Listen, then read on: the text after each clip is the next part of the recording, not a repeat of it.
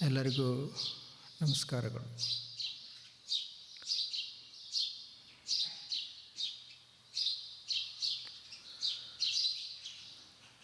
ಬೆಳಗಿನ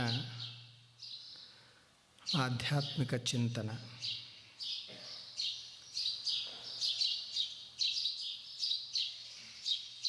ದೇವನನ್ನು, ಜಗತ್ತನ್ನು ನಾವು ತಿಳಿದುಕೊಳ್ಬೇಕು.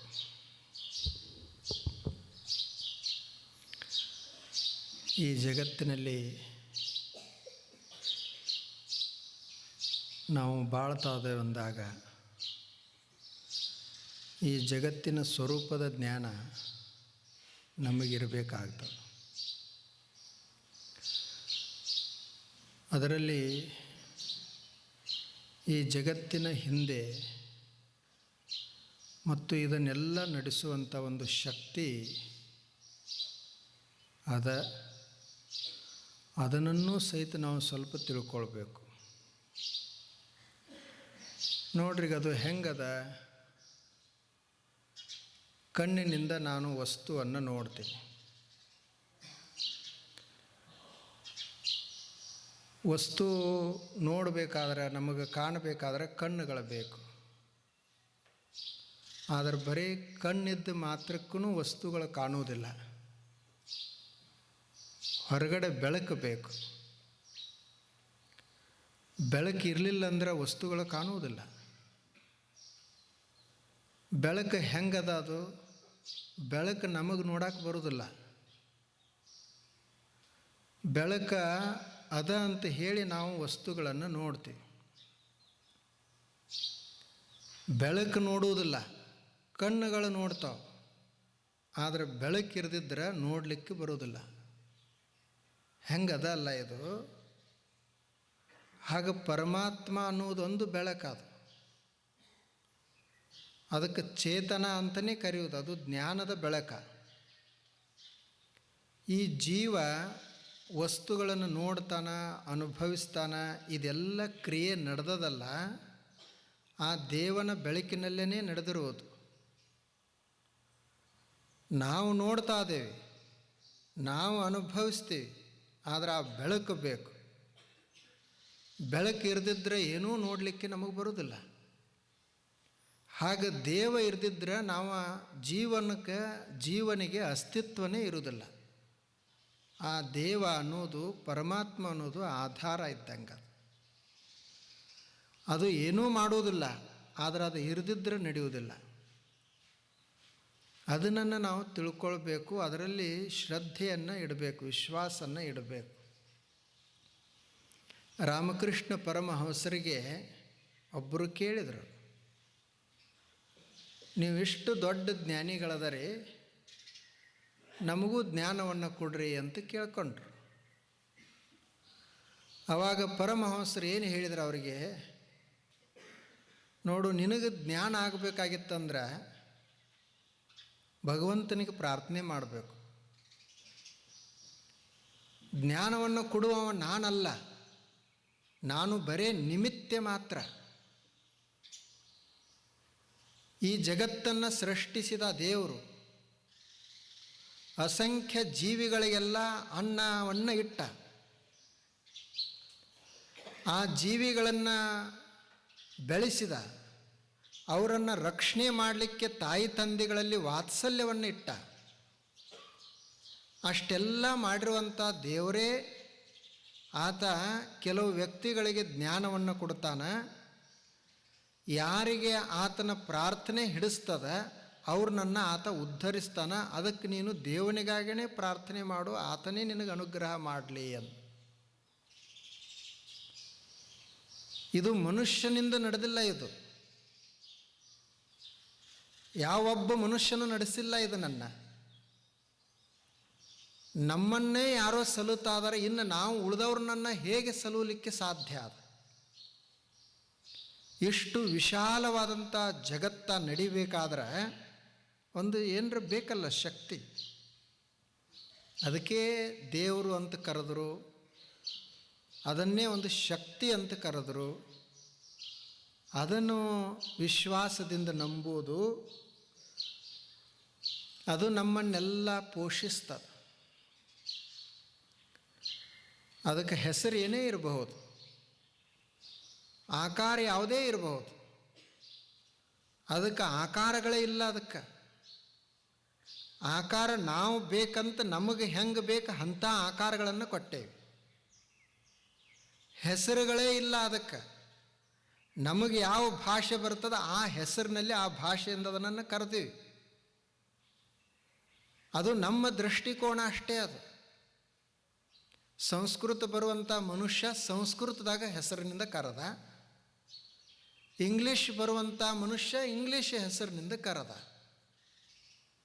ನಮಗೆ ಯಾವ ಭಾಷೆ ಬರ್ತದೆ, ನಮ್ಮ ಕಣ್ಣುಗಳು ಯಾವ ಆಕಾರವನ್ನು ನೋಡಲಿಕ್ಕೆ ಸಾಧ್ಯ ಆದವು ಅಂಥ ಆಕಾರವನ್ನು ಕೊಟ್ಟೀವಿ.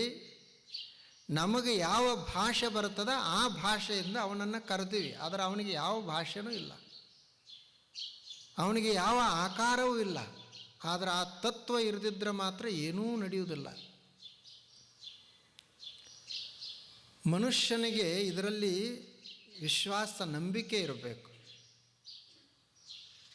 ಆದರೆ ಸಂಶಯ ಭಾಳ ಬರ್ತದೆ. ಸಂಶಯ ಅದು ಭಾಳ ಸೂಕ್ಷ್ಮ ಇರ್ತದೆ. ಎಂಥವರಲ್ಲಿನೂ ಸಹಿತ ಒಂದು ಸಲ ಬಂದು ಹೋಗಿಬಿಡ್ತದೆ ಸಂಶಯ. ರಾಮ ಸೀತೆಯನ್ನು ಅಗ್ನಿ ಪರೀಕ್ಷೆ ಮಾಡಿ ಕರ್ಕೊಂಡು ಬಂದ. ಆತನಿಗೆ ಸೀತೆ ಮೇಲೆ ಭಾಳ ವಿಶ್ವಾಸ ಇತ್ತು. ಆಕೆ ಭಾಳ ಪವಿತ್ರದಾಳು ಅಂತ. ಮತ್ತು ಅಗ್ನಿ ಪರೀಕ್ಷೆಯನ್ನು ಮಾಡಿದ್ದ. ಸ್ವತಃ ಅಗ್ನಿ ದೇವತೆ ಬಂದು ಹೇಳಿದಳು, ಸೀತೆ ಪರಿಶುದ್ಧಳದಾಳು, ನೀನು ಒಂದಿಷ್ಟು ಸಂಶಯವನ್ನು ತಾಳಬೇಡ ಅಂತ ಹೇಳಿದರು. ಆದರೂ ಮನೆಗೆ ಕರ್ಕೊಂಡು ಬಂದ ಬಳಿಕ ಮತ್ತೆ ಸಂಶಯ ಶುರುವಾಯಿತು. ಅರಣ್ಯಕ್ಕೆ ಕಳಿಸಿದ. ನೋಡ್ರಿ, ಅದು ಸಂಶಯ ಹೇಗದ? ಅದು ಗಂಡನ ಮೇಲೆ ಹೆಂಡತಿಯ ಸಂಶಯ, ಹೆಂಡತಿ ಮೇಲೆ ಗಂಡನ ಸಂಶಯ. ಸಮಾಜದಲ್ಲಿ ಎಲ್ಲ ನೋಡ್ತೀವಲ್ಲ, ಸಂಶಯ ಹೇಗೆ ಬರ್ತದಂದ್ರೆ ಸುಮ್ಮನೆ ಹೀಗೊಂದು ಮಾತು ಹೇಳಿದೀವಿ ಅಂತಂದ್ರೆ ಅದಕ್ಕೊಂದು ಸಂಶಯ ಶುರು ಆಗ್ತದೆ. ಒಂದು ಪ್ರಸಂಗವನ್ನು ನೋಡಿದೀವಿ ಅಂದರೆ ಸಂಶಯ ಶುರು ಆಗ್ತದೆ. ನಾವು ಇಷ್ಟು ದಿವಸ ಎಲ್ಲ ನೀವು ನೋಡಿರ್ತೀರಿ, ಎಲ್ಲ ಚಲೋ ಅಂತ ಅನಿಸಿರ್ತದೆ. ಒಂದು ಏನರೇ ಹೀಗೊಂದು ಕಂಡಿತ್ತು ಅಂತಂದ್ರೆ ಅದು ಚಲೋ ಇದ್ದದ್ದು ಎಲ್ಲ ಮರೆತು ಹೋಗಿಬಿಡ್ತದೆ. ಸಂಶಯ ಒಂದು ಬರಲಿಕ್ಕೆ ಶುರು ಆಗ್ತದೆ. ಅದು ಬಹಳ ಸೂಕ್ಷ್ಮ ಇರ್ತದೆ ಸಂಶಯ. ಅದಕ್ಕೆ ಮನುಷ್ಯ ಸ್ವಲ್ಪ ತಾಳ್ಮೆಯಿಂದಿರಬೇಕು. ಸಂಶಯ ಬಂದಾಗ ಬಹಳ ದುಡುಕಿ ನಿರ್ಣಯವನ್ನು ತೆಗೆದುಕೊಳ್ಳಲಿಕ್ಕೆ ಹೋಗಬಾರ್ದು. ಸ್ವಲ್ಪ ತಡ್ಕೊಳ್ಬೇಕು, ನೋಡಬೇಕು.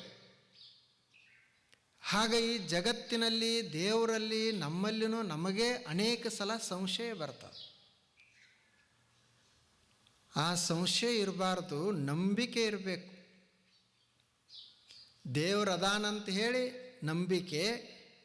ಇನ್ನು ಒಂದು ವೇಳೆ ದೇವರು ಇಲ್ಲ ಅಂತ ಹೇಳಬೇಕಾದರೂ ನಂಬಿಕೆನೇ ಬೇಕು. ನಂಬಿಕೆ ಇರಲಿಲ್ಲ ಅಂದರೆ ಜೀವನನೇ ಇಲ್ಲ. ನಂಬಿಕೆ ಅದು. ಆದ್ದರಿಂದ ನಂಬಿಕೆಯನ್ನು ನಾವು ದೇವನಲ್ಲಿ ಇಡುವುದು. ನಾವು ಕೇಳಬಹುದು, ದೇವನಿಗೆ ಪ್ರಾರ್ಥನೆ ಮಾಡಿದ್ರೆ, ದೇವನನ್ನು ಕುರಿತು ಭಜನೆ ಮಾಡಿದ್ರೆ ದೇವರು ನಮ್ಮನ್ನು ರಕ್ಷಿಸ್ತಾನೇನೋ, ದೇವರು ನಮ್ಮನ್ನು ಕಾಪಾಡ್ತಾನೇನೋ, ಅದಕ್ಕೆ ಏನು ಗ್ಯಾರಂಟಿ ಅದ ಅಂತ ನಾವು ಅಂತೀವಿ. ಏನು ಗ್ಯಾರಂಟಿ? ಈಗ ನೋಡ್ರಿ, ನೀವೆಲ್ಲ ನಿಮ್ಮ ಮಕ್ಕಳಿಗೆ ಶಾಲೆ ಕಲಿಸ್ತೀರಿ, ಅದಕ್ಕೆ ಲಕ್ಷ ರೂಪಾಯಿ ಖರ್ಚು ಮಾಡ್ತಾರೆ, ಎಲ್ಲ ಕಲಿಸ್ತಾರೆ. ಎದಕ್ಕೆ? ನೌಕರಿ ಸಿಗಬೇಕು ಅಂತ. ಕಲ್ತವ್ರಿಗೆಲ್ಲ ನೌಕರಿ ಸಿಗ್ತದೇನು? ಮತ್ತು ನಿಮ್ಮದು ನಂಬಿಕೆ ಏನಾಯಿತು? ವಿಶ್ವಾಸ ಏನಾಯಿತು? ಆಸ್ಪತ್ರೆಗಳದಾವ, ಕೋಟಿ ಖರ್ಚು ಮಾಡ್ತಾರೆ. ಎದಕ್ಕೆ? ಬದುಕಿಸಬೇಕಂತ ಹೇಳಿ. ಎಲ್ಲರೂ ಬದುಕ್ಯಾರೇನು? ಅದಕ್ಕೇನು ಗ್ಯಾರಂಟಿ? ಆಸ್ಪತ್ರೆ ಕಟ್ಟಿಸ್ಯಾರ, ಗ್ಯಾರಂಟಿ ಏನು? ವಾಹನಗಳದಾವು, ಅವು ಅಪಘಾತ ಆಗಬಾರ್ದು, ಆಕ್ಸಿಡೆಂಟ್ ಆಗಬಾರ್ದು, ಆದರೂ ಸಹಿತ ಒಳಗಿದ್ದವ್ರಿಗೆ ಏನೂ ಆಗಬಾರ್ದು ಅಂತ ಹೇಳಿ ಸೇಫ್ಟಿಗಾಗಿನೇ ಲಕ್ಷಾಂತರ ರೂಪಾಯಿ ಖರ್ಚು ಮಾಡ್ತಾರೆ. ಅಷ್ಟೆಲ್ಲ ಖರ್ಚು ಮಾಡಿದರೂ ಆಕ್ಸಿಡೆಂಟ್ ಆಗಿಲ್ಲ ಏನು? ಅದಕ್ಕೇನು ಗ್ಯಾರಂಟಿ ಅದು? ಪೊಲೀಸರದಾರ, ಅದಕ್ಕೆ ಕೋಟ್ಯಾವಧಿ ರೂಪಾಯಿ ಖರ್ಚದ. ಪೊಲೀಸರಿಗೆ ಎದಕ್ಕೆ ಖರ್ಚು ಅಂದರೆ ಎಲ್ಲರಿಗೂ ರಕ್ಷಣೆ ಸಿಗಬೇಕು ಅಂತ ಖರ್ಚದ. ಆ ಪೊಲೀಸರ ಕಚೇರಿ ಸಮೀಪನೇ ಕಳ್ಳತನ ಆಗಿ ಹೋಗ್ತದೆ, ಗ್ಯಾರಂಟಿ ಏನದು? ಅಷ್ಟೆಲ್ಲ ಖರ್ಚಿದ್ರು ಅವ್ರ ಸಮೀಪನೇ ಪೊಲೀಸ್ ಸ್ಟೇಷನ್ ಮುಂದಿಂದನೇ ಶ್ರೀಗಂಧ ಗಿಡ ಕಡ್ಕೊಂಡು ಹೋಗ್ತಾರೆ. ಗ್ಯಾರಂಟಿ ಏನು? ರಕ್ಷಣೆ ಯಾರ್ದು? ನ್ಯಾಯಾಲಯಗಳದಾವೆಲ್ಲ, ಅದಕ್ಕೆಲ್ಲ ಎಷ್ಟು ಖರ್ಚು ಮಾಡ್ತಾನೆ ಮನುಷ್ಯ ನ್ಯಾಯಕ್ಕಾಗಿ. ಎಲ್ಲರಿಗೆ ನ್ಯಾಯ ಸಿಕ್ಕದೇನು? ಬಡವರಿಗೆ ಎಲ್ಲಿ ನ್ಯಾಯ ಸಿಕ್ಕದ? ಇವಕ್ಕೆ ಯಾವಕ್ಕೂ ಗ್ಯಾರಂಟಿ ಇಲ್ಲ. ಇನ್ನು ನಾವು ಸುಮ್ಮನೆ ಒಂದು ಪ್ರಾರ್ಥನೆ ಮಾಡಿರಿ ಚಲೋ ಆಗ್ತದಂತ ಕೇಳಿದ್ರೆ ಇವು ಗ್ಯಾರಂಟಿ ಏನಂತ ನಮಗೆ ಕೇಳ್ತಾನೆ. ಯಾವ ಗ್ಯಾರಂಟಿ ಕೊಡಬೇಕು? ಇವಕ್ಕೆಲ್ಲ ಇಷ್ಟು ವಿಶ್ವಾಸ ಇಟ್ಟಿವೆಲ್ಲ ಆಗಲಿ ಅಂಥೇಳಿ. ಆದರೆ ಇಲ್ಲಿ ದೇವನಲ್ಲಿನೂ ಸಹಿತ ನಾವು ವಿಶ್ವಾಸ ಇಟ್ಟಿವಿ ಅಂತಂದರೆ ಅವೆಲ್ಲ ಸುಳ್ಳಾಗಬಾರ್ದು. ಆದರೆ ದೇವನಲ್ಲಿರುವಂಥ ನಂಬಿಕೆ ಮಾತ್ರ ಎಂದೂ ಸುಳ್ಳಾಗಂಗಿಲ್ಲ. ಅದು ಖರೇನೇ ಇರ್ತದೆ. ಅದಕ್ಕೆ ವಿಶ್ವಾಸ ಇಡಬೇಕು. ಇದೇ ಪಾರಮಾರ್ಥ. ದೇವನನ್ನು ನಂಬುವುದು, ಅವನೇ ಸತ್ಯ ಅಂತ ತಿಳ್ಕೊಳ್ಳೋದು. ಇದು ಪ್ರಪಂಚ ಅವನಿಂದನೇ ನಡೆದದ, ಇದನ್ನು ಸುಮ್ಮನೆ ನಾವು ಬಳಸುವುದಂತ ಅಷ್ಟೇ ಇಟ್ಟುಕೊಳ್ಳೋದು, ಇದು ಪಾರಮಾರ್ಥ. ಇದು ಒಬ್ಬ ಸನ್ಯಾಸಿ ಇದ್ದ, ಭಿಕ್ಷು ಇದ್ದ. ಬೌದ್ಧ ಧರ್ಮದಲ್ಲಿ ಸನ್ಯಾಸಿಗಳಿಗೆ ಭಿಕ್ಷು ಅಂತ ಕರೀತಾರೆ. ಆ ಭಿಕ್ಷುವಿನ ಹೆಸರ ಕೋಟಿ ಕರ್ಣ ಶ್ರೇಣ ಅಂತ ಹೆಸರು. ಆತ ಮೊದಲು ಬಹಳ ದೊಡ್ಡ ಶ್ರೀಮಂತಿದ್ದ. ಆದರೂ ಸಹಿತ ಸಂಸಾರದೊಳಗೆ ಅವನಿಗೆ ಆಸಕ್ತಿ ಉಂಟಾಗಲಿಲ್ಲ. ಎಲ್ಲ ಸಂಸಾರವನ್ನು ತೊರೆದು ಸನ್ಯಾಸಿಯಾದ. ಕೋಟಿ ಕರ್ಣ ಅಂತ ಯಾಕೆ ಕರಿತಿದ್ರು ಅಂದ್ರೆ,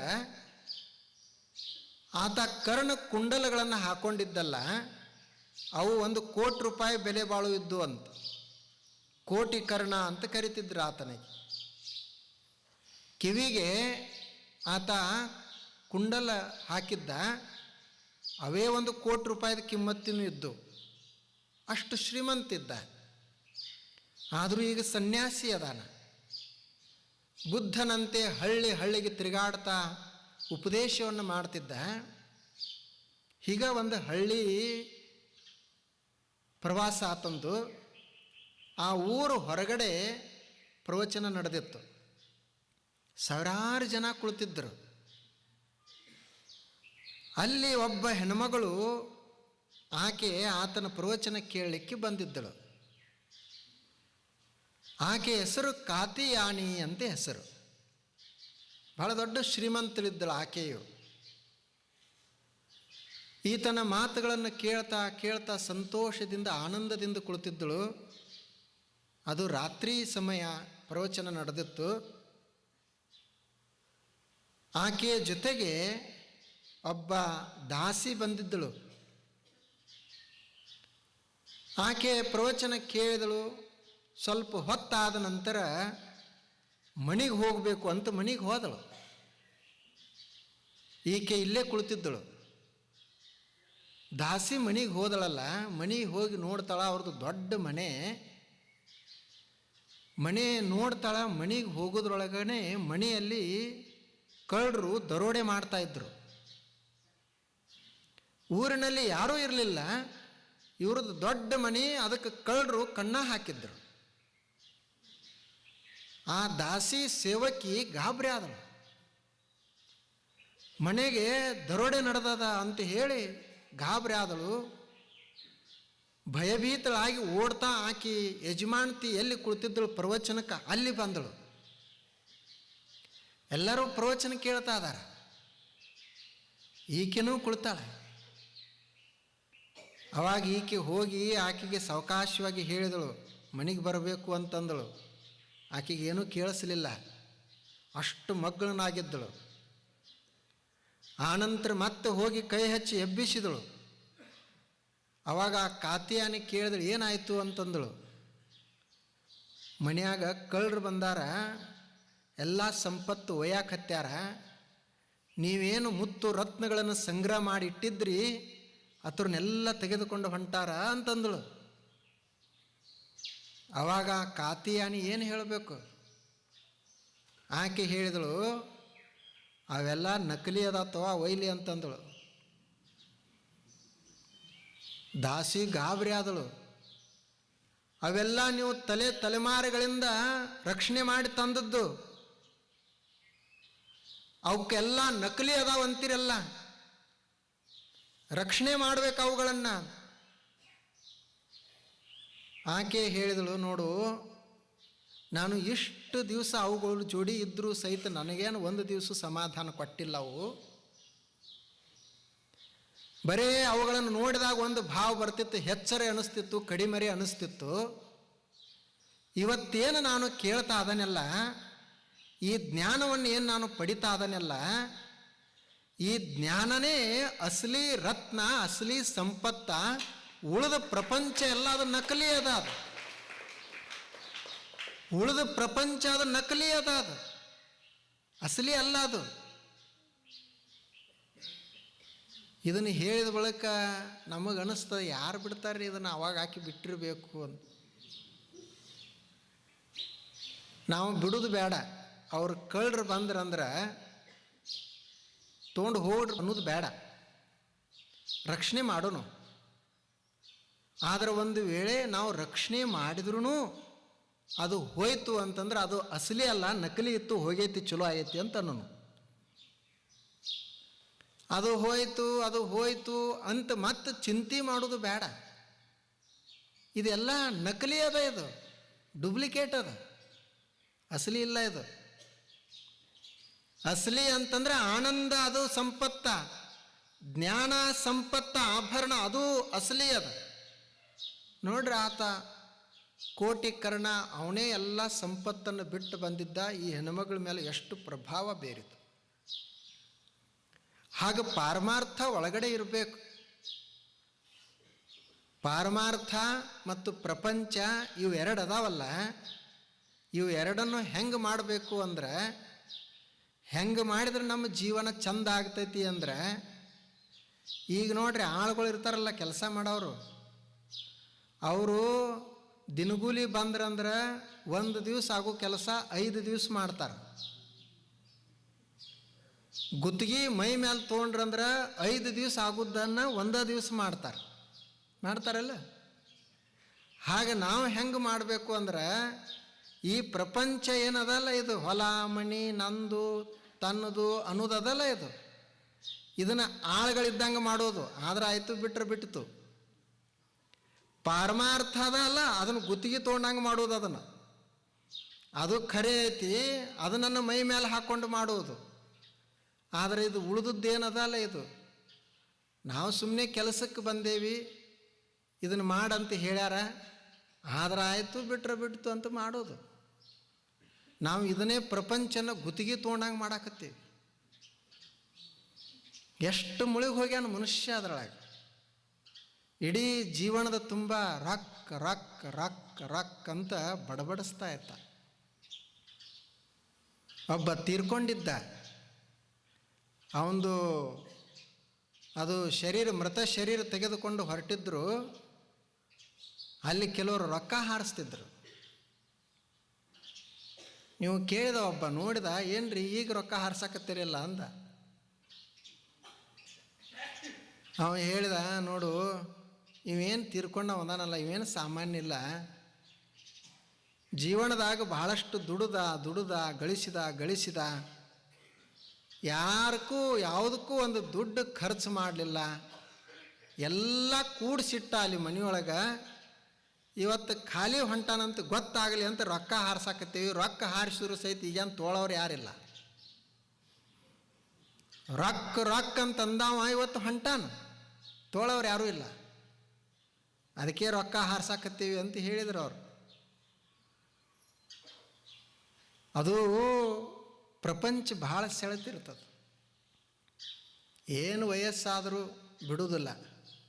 ಒಬ್ಬ ಮುದುಕ, ಮುಪ್ಪಾನ ಮುದುಕ, ಮೈಯೆಲ್ಲ ಹಣ್ಣಾಗಿತ್ತು, ಬಡತನ ಬಹಳ, ಜೀವನ ಸಾಗಿಸ್ತಿದ್ದ.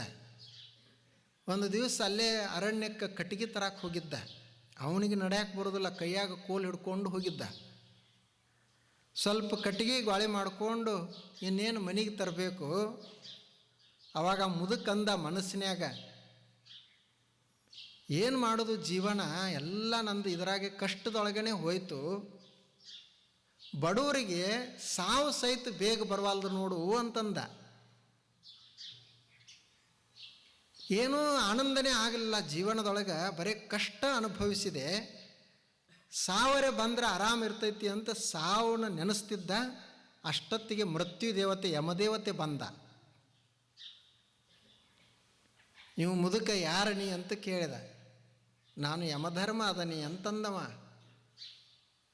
ಇಲ್ಯಾಕೆ ಬಂದಿ ಅಂದಿವ. ಮತ್ತು ನೀನೇ ಕರೆದೆಲ್ಲ ಸಾವು ಬರೋದಿಲ್ಲ ಅಂತಂದು ಅದಕ್ಕೆ ಬಂದನಿ ಅಂತ.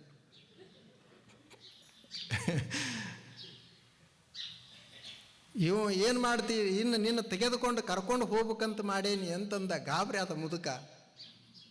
ಮನೆಯಾಗ ಮುದುಕಿದ್ದಳು, ಮುದುಕಿ ನೆನಪಾಯಿತು. ಮನೆಯೊಳಗೆ ಮೊಮ್ಮಕ್ಕಳು, ಅದೇ ಗುಡಿಸ್ಲ, ಅದು ನೆನಪಾಯಿತು. ಮೈಯೆಲ್ಲ ಹಣ್ಣಾಗ್ಯದ. ಕರಿತಾನ, ಯಮ ಬಂದಾನ. ಬಂದರೆ ಗಾಬರಿ ಆಗ್ತಾನೆ. ಸುಮ್ಮ ಮೇಲೆ ಹೇಳ್ತಾರೆ ಹಂಗೆ, ಯಮ ಬಂದರೆ ಕರ್ಕೊಂಡು ಹೋಗ್ಬೇಕು ಅಂತ.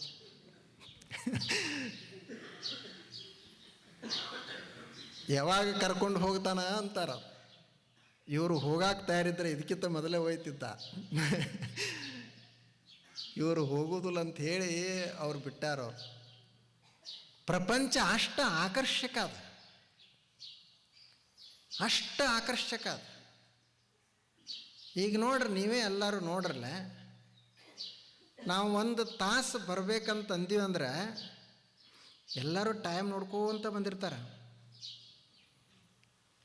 6:20 ಯಾರೂ ಇರೋದಿಲ್ಲ.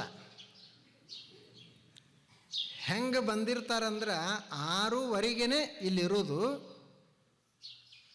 ಮುಂದೆ 7:40 ಯಾರೂ ಇರೋದಿಲ್ಲ. ಈ ಪಾರಮಾರ್ಥಕ್ಕೆ ಇಷ್ಟು ಟೈಮ, ಪ್ರಪಂಚಕ್ಕೆ ನಾವು ಎಂದು ಬಂದೇವೇ ಗೊತ್ತಿಲ್ಲ, ಟೈಮ ಹಚ್ಚಿಲ್ಲ ಯಾರೂ ಅಲ್ಲಿ. ಎಷ್ಟು ದಿವಸ ಆಯ್ತಂತ ಗೊತ್ತಿಲ್ಲ, ಎಷ್ಟು ಸಮಯ ಕಳೆದೇವೆ ಅನ್ನೋದು ಗೊತ್ತಿಲ್ಲ.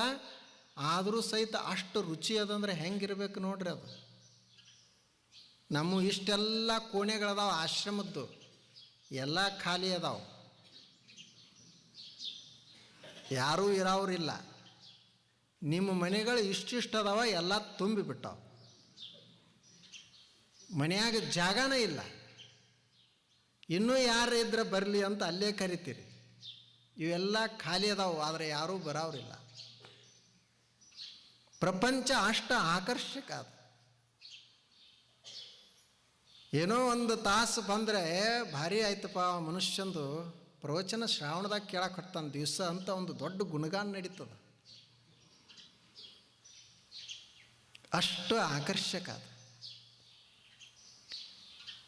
ಒಂದು ನಾವು ಆ ಪಾರಮಾರ್ಥವನ್ನು ಇಟ್ಟುಕೊಳ್ಳೋದು,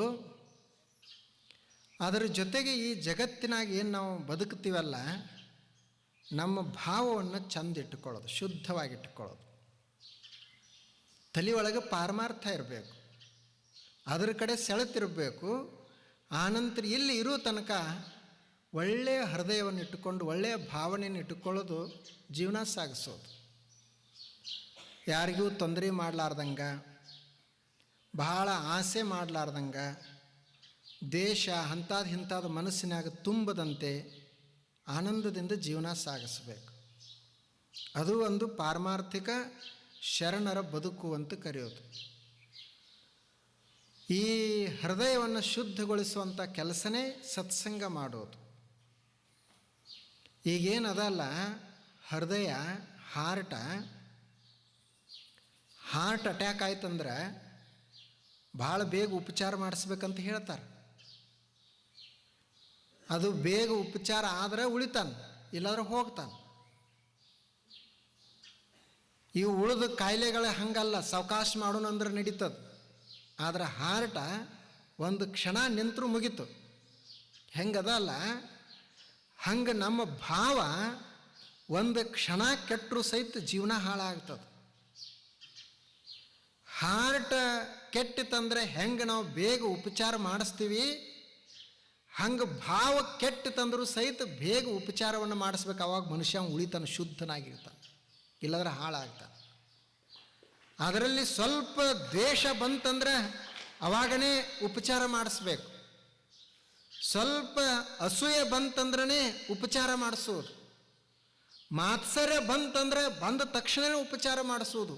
ಅವುಗಳನ್ನು ಬೆಳೆಗುಡಬಾರದು, ಅವು ಬಹಳ ಭಯಾನಕ ಇರ್ತಾವೆ. ಹೃದಯದಲ್ಲಿ ಒಳ್ಳೆಯ ಭಾವನೆಗಳಿರಬೇಕು. ನಾವು ಎಂಥ ಭಾವನೆಗಳನ್ನು ಇಟ್ಟುಕೊಳ್ತೀವಿ ಹಂಗೆ ಜಗತ್ತಿರ್ತದೆ. ಈಗ ಕನ್ನಡಿಯಲ್ಲಿ ನಮ್ಮ ಮುಖ ನೋಡ್ತೀವಲ್ಲ, ಕನ್ನಡಿ ಏನು ಮಾಡ್ತದೆ, ನಮ್ಮ ಮುಖ ಹೆಂಗದ ಹಂಗೆ ತೋರಿಸ್ತದೆ. ನಮ್ಮದು ಕೆಂಪಿತ್ತಂದ್ರೆ ಕೆಂಪ, ಕಪ್ಪಿತ್ತಂದ್ರೆ ಕಪ್ಪ, ಕನ್ನಡಿ ತೋರಿಸ್ತದೆ. ತನ್ನದು ತೋರಿಸೋದಿಲ್ಲ, ನಮ್ಮದು ಹೆಂಗದ ಹಂಗೆ ತೋರಿಸ್ತದೆ. ಹಂಗೆ ಸಮಾಜ ಅನ್ನೋದು ಹೆಂಗದ ಅಂತಂದ್ರೆ, ಸಮಾಜ ಅಂದ್ರೂ ಒಂದು ಕನ್ನಡಿ ಇದ್ದಂಗೆ. ಇದು ಹೊರಗಿನ ಕನ್ನಡಿ ನಮ್ಮ ಮುಖ ತೋರಿಸ್ತದ, ಸಮಾಜ ನಮ್ಮ ಮನಸ್ಸನ್ನು ತೋರಿಸ್ತದೆ. ನಮ್ಮ ಮನಸ್ಸಿನಲ್ಲಿ ಪ್ರೇಮ ಇತ್ತಂದ್ರೆ ಪ್ರೇಮ ಕಾಣ್ತದೆ ಎಲ್ಲ ಕಡೆ. ನಮ್ಮ ಮನಸ್ಸಿನಲ್ಲಿ ದ್ವೇಷ ಇತ್ತಂದ್ರೆ ಎಲ್ಲ ಕಡೆ ದ್ವೇಷ ಕಾಣಿಸ್ತದೆ. ನಮ್ಮ ಮನಸ್ಸು ಬಡವಾಗಿತ್ತಂದ್ರೆ ಎಲ್ಲ ಕಡೆ ಬಡತನನೇ ಕಾಣಿಸ್ತದೆ. ನಮ್ಮ ಮನಸ್ಸೇ ಶ್ರೀಮಂತ ಆಗಿತ್ತಂದ್ರೆ ಎಲ್ಲ ಕಡೆ ಶ್ರೀಮಂತರೇ ಕಾಣ್ತಾರೆ. ಸಮಾಜ ಇದೊಂದು ಕನ್ನಡಿ ಇದ್ದಂಗೆ, ನಮ್ಮ ಮನಸ್ಸನ್ನು ತೋರಿಸುವ ಕನ್ನಡಿ. ನಾವೆಲ್ಲ ಕೆಟ್ಟದಂತೀವಲ್ಲ, ನಮ್ಮ ಮನಸ್ಸು ಕೆಟ್ಟಿರ್ತದೆ, ಅದಕ್ಕೆ ಹಂಗೆ ಅನ್ನಿಸ್ತಿದೆ. ಇದೂ ಒಂದು ಸತ್ಯನೇ ಅದು. ಆದ್ದರಿಂದ ನಮ್ಮ ಭಾವವನ್ನು ಶುದ್ಧ ಮಾಡಬೇಕು. ಅದು ಬಹಳ ದೊಡ್ಡ ಕಾರ್ಯ ಅದ. ನೋಡ್ರಿ, ಎಲ್ಲ ಮಹಾತ್ಮರು ಹೆಂಗಿರ್ತಿದ್ರು. ಬೇಂದ್ರೆ ಅವರು ದೊಡ್ಡ ಕವಿಗಳಲ್ಲ. ಅವರು ಒಂದು ಸಲ ದಾರಿಯಿಂದ ನಡೀತಾ ಹೊರಟಿದ್ರು. ಅವರು ಹಾಕೊಂಡಿರುವಂಥ ಚಪ್ಪಲ ಉಂಗುಟ್ಟು ಹರಿದಿತ್ತು. ಅಲ್ಲೇ ದಾರಿ ಬದಿಗೆ ಒಬ್ಬ ಚಮ್ಮಾರ ಕುಳಿತಿದ್ದ. ಇವರು ಅಲ್ಲಿಗೆ ಹೋದರು. ಇದೊಂದಿಷ್ಟು ಚಪ್ಪಲ್ ಹೊಲಿದು ಕೊಡಪ್ಪ ಅಂತ ಕೇಳಿದ್ರು ಅವನಿಗೆ. ಅವಾಗ ಅದು ಬೇಸಿಗೆ ದಿವಸ, ಬಿಸಿಲು ಭಾಳ ಇತ್ತು. ಇವರು ಚಪ್ಪಲ್ ಕಾಲಾಗಿಂದ ತೆಗೆದು ಕೊಟ್ಟ ಬಳಿಕ ನೆಲಕ್ಕೆ ನಿಂತರು. ಕಾಲು ಸುಡ್ಲಿಕ್ಕೆ ಹತ್ತಿದವು. ಅವಾಗ ಆ ಚಮ್ಮಾರ ಅವನ ಹತ್ತಿರ ಇರುವಂಥ ಹಳಿ ಚಪ್ಪಲನ್ನು ಕೊಟ್ಟ. ಅಲ್ಲಿ ಇಟ್ಟು, ಇದ್ರ ಮೇಲೆ ನಿಂತ್ರಿ, ನಾನು ಹೊಲಿದು ಕೊಡ್ತೀನಿ ಅಂತಂದ. ಇವರು ಆ ಚಪ್ಪಲ್ ಮೇಲೆ ನಿಂತರು. ಇವ್ರ ಕೈಯೊಳಗೆ ಒಂದು ಛತ್ರಿ ಇತ್ತು, ಒಂದು ಕೊಡೆ ಇತ್ತು. ಅದನ್ನು ತಮ್ಮ ತಲೆ ಮೇಲೆ ಹಿಡ್ಕೊಂಡಿದ್ರು ಮೊದಲ. ಈಗ ಆ ಚಮ್ಮಾರನ ತಲೆ ಮೇಲೆ ಹಿಡಿದ್ರು. ಅವ ಚಪ್ಪಲ್ ಹೊಲಿವಂದ, ನೀವು ಇಂಥ ದೊಡ್ಡ ಮನುಷ್ಯರು ನನ್ನ ತಲೆ ಮೇಲೆ ಯಾಕೆ ಛತ್ರಿ ಹಿಡಿತೀರಿ ಅಂತಂದ.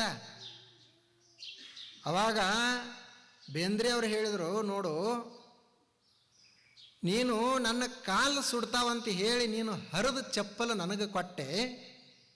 ನನ್ನ ಚಪ್ಪಲು ಹೊಲಿದು ಕೊಡು ತನಕ ಹಾಕೊಡ್ರಿ ಅಂತ ಹೇಳಿ, ನಿಂದ ಚಮ್ಮಾರಂದನೇ ಎಷ್ಟು ದೊಡ್ಡ ಮನಸ್ಸಿರಬೇಕಾದ್ರೆ ನಿನ್ನ ತಲೆ ಸುಡ್ತೈತಿ ಅಂತ ಹೇಳಿ ನಾ ಯಾಕೆ ಛತ್ರಿ ಹಿಡಿಬಾರ್ದು ಅಂತ ಇವರು ಕೇಳಿದರು. ಒಂದು ವೇಳೆ ನಾನು ಛತ್ರಿ ಹಿಡಲಿಲ್ಲ ಅಂತಂದ್ರೆ ನಾನು ನಿನಕ್ಕಿಂತನೂ ಸಣ್ಣವಾಗ್ತೀನಿ. ದೊಡ್ಡವ ಇರುವುದು ಹೃದಯದಿಂದ ದೊಡ್ಡವರಾಗಬೇಕು, ಗುಣಗಳಲ್ಲಿ ದೊಡ್ಡವರಾಗಬೇಕು, ಭಾವನೆಗಳಿಂದ ದೊಡ್ಡವರಾಗಬೇಕು, ಹಣದಿಂದ ಅಲ್ಲ. ಹಣದಿಂದ ದೊಡ್ಡವಿದ್ದ ಅಂದ್ರೆ ಮನುಷ್ಯ ಮುಂದೆಲ್ಲರೂ ದೊಡ್ಡವಂತಾರ, ಹಿಂದೆ ಅವನಷ್ಟು ಸುಮಾರ ಯಾರಿಲ್ಲ ಅಂತಾರ.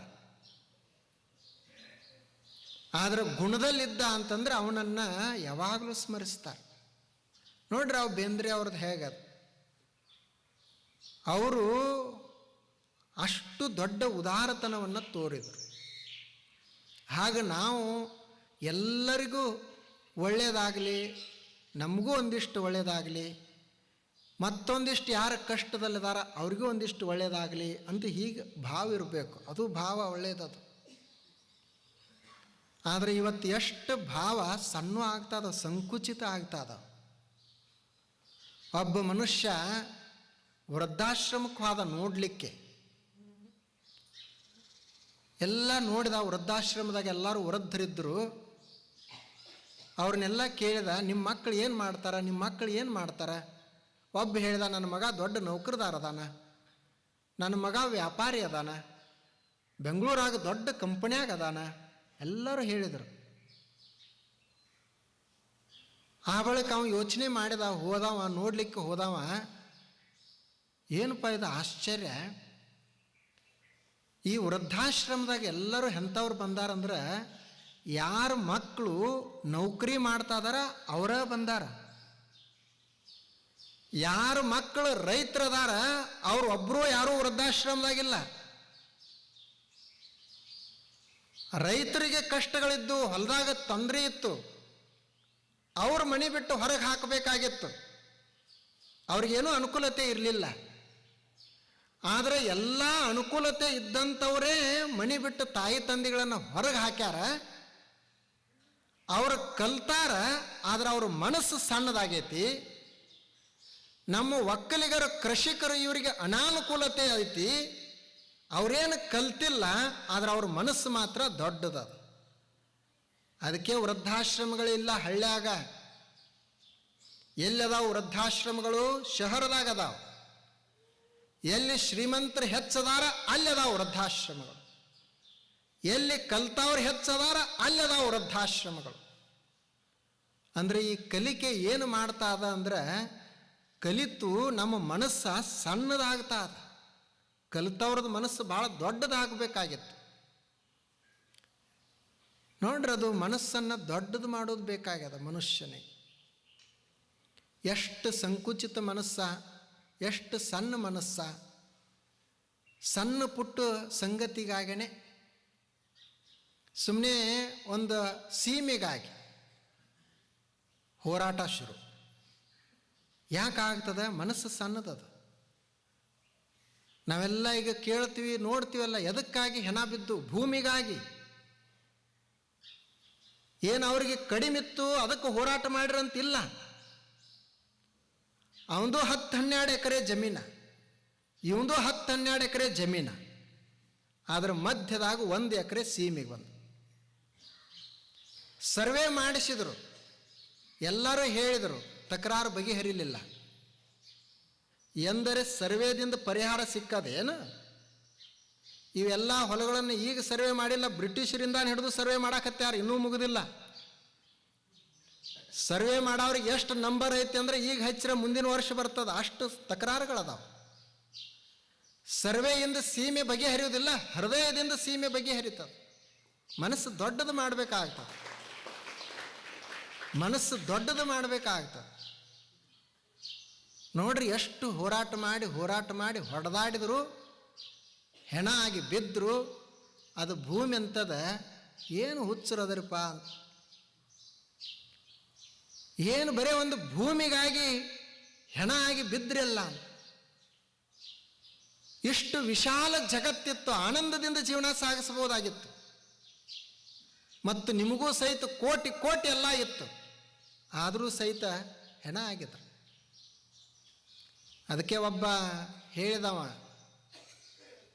ಅವಂದ, ಈಗ ಭಾರತ ಸರ್ಕಾರದವರು ಪಾಕಿಸ್ತಾನ ಭಾರತದೊಳಗೆ ತಗೋಬೇಕಂತ ಪ್ರಯತ್ನ ಮಾಡ್ತಾ ಇದಾರಲ್ಲ, ಅದಕ್ಕೊಂದು ನನ್ನ ಹತ್ತಿರ ಒಂದು ಚಲೋ ಉಪಾಯ ಐತಿ ಅಂದಿವ.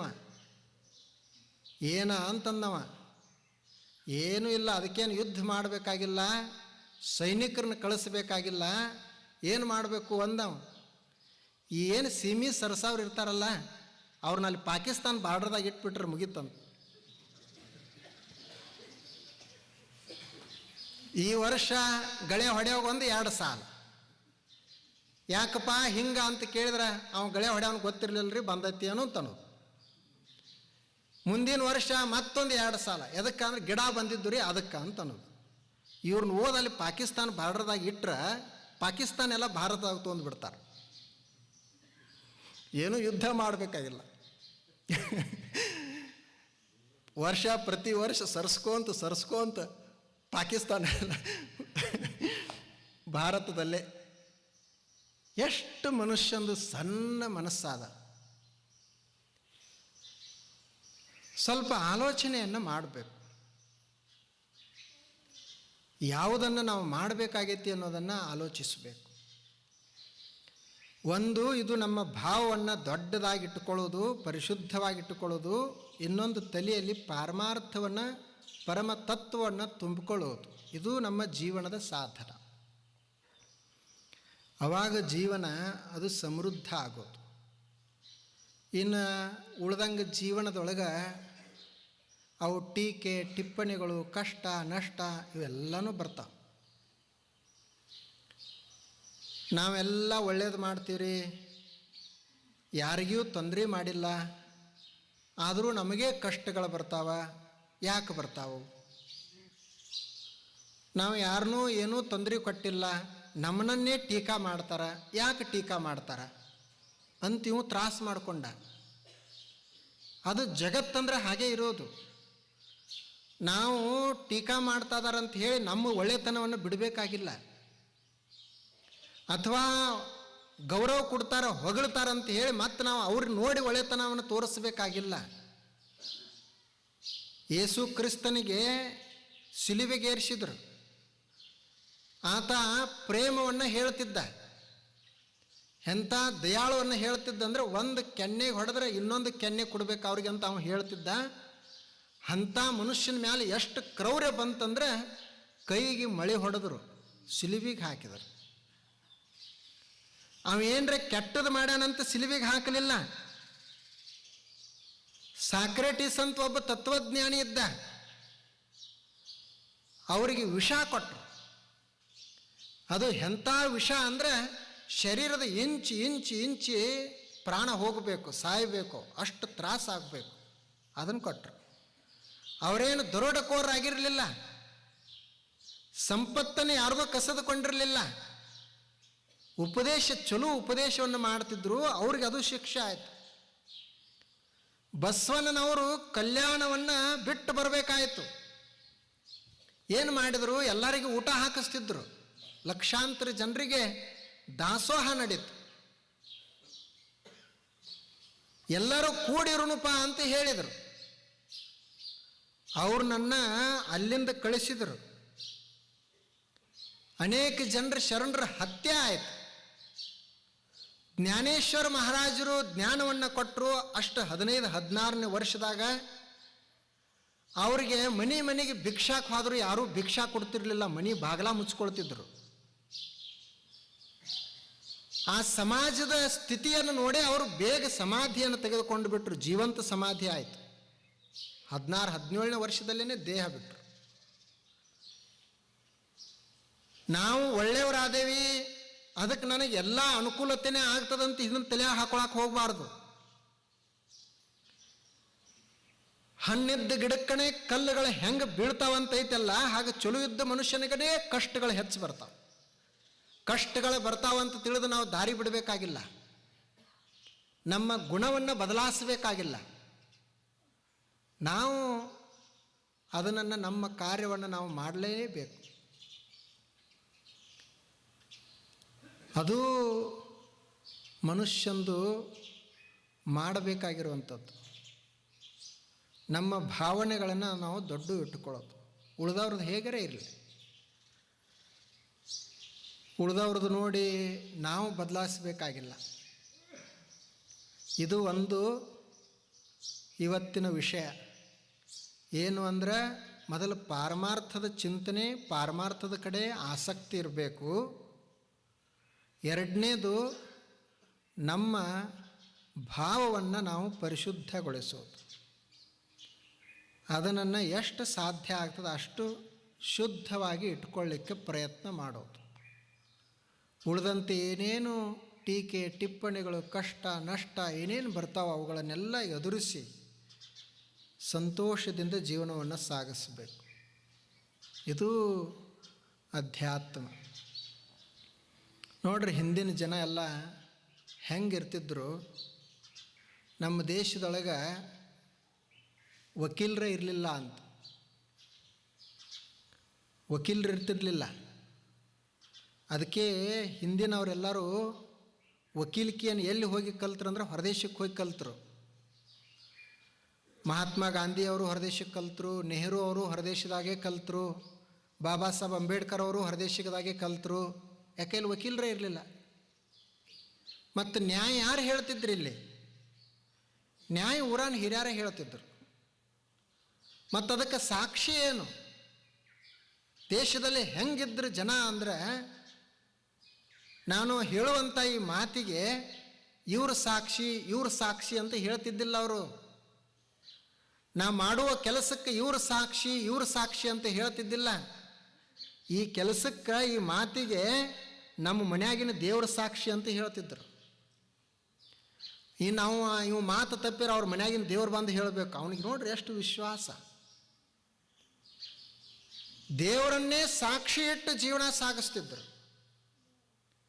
ಅವ್ರಿಗೆ ಯಾಕೆ ವಿವಾದಗಳಾಗ್ತವ? ಅಂಥವ್ರಿಗೆ ಯಾಕೆ ಸಮಸ್ಯೆಗಳು ಬರ್ತಾವೆ? ಇವತ್ತು ಎಷ್ಟು ಜನ ವಕೀಲರದಾರ? ಮನೆಗೊಬ್ಬರು ವಕೀಲರು. ಒಬ್ಬ ಒಂದು ಕಾನೂನು ಹೇಳಿದಂದ್ರೆ ಮತ್ತೊಬ್ಬ ಅದಕ್ಕಿಂತ ಒಂದು ಕಾನೂನು. ಎಲ್ಲರೂ ವಕೀಲರೇ. ಇದು ಹಿಂಗೆ ಮಾಡ್ಬೇಕಾರೆ ಅದಕ್ಕೊಂದು ಮತ್ತೊಂದು ಕಾನೂನು. ಈ ಪರಿಸ್ಥಿತಿ ಆಗ್ಯದ ಇವತ್ತು. ಇದು ಯಾಕೆ ಹೀಗಾಗ್ತದಂದ್ರೆ, ಎಲ್ಲಿವರೆಗೆ ನಮ್ಮ ಹೃದಯಗಳು ದೊಡ್ಡ ಆಗೋದಿಲ್ಲ ಅಲ್ಲಿ ತನಕ ಹಿಂಗೆ ಆಗೋದು. ಹೃದಯಗಳನ್ನು ವಿಶಾಲ ಮಾಡಬೇಕಾಗ್ಯದ. ಹೃದಯ ಭಾವನೆಗಳನ್ನು ಶುದ್ಧ ಮಾಡಬೇಕಾಗ್ಯದ. ಅಲ್ಲಿಗೆ ಅವಾಗಿದು ಹೊರಗಿಂದೆಲ್ಲನೂ ಶುದ್ಧ ಆಗೋದು. ಇಲ್ಲದ್ರೆ ಹೊರಗಿಂದು ಅಷ್ಟು ಬೇಗ ಅದು ಆಗೋದಿಲ್ಲ. ಒಳಗೆ ನಾವು ಪರಿವರ್ತನೆಯನ್ನು ಮಾಡಿಕೊಳ್ಬೇಕಾಗಿದೆ. ಎಷ್ಟು ಇವತ್ತು ಮತ್ತೆ ಅದನ್ನು ಶುದ್ಧಗೊಳಿಸುವಂಥ ಸಾಧನವನ್ನು ನಾಳೆ ನೋಡೋಣ.